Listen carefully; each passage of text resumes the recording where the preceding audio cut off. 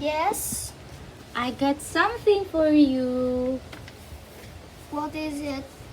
It's a health insurance policy. Thanks, Mom.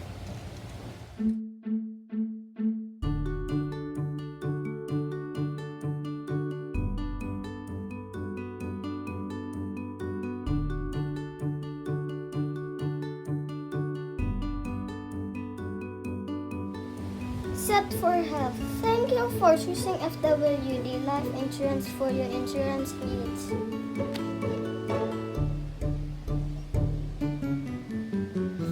So I now have a life insurance policy with FWD. If you have a policy, you will have funds in case you get diagnosed with critical illnesses. If you don't have one yet, you should get one now.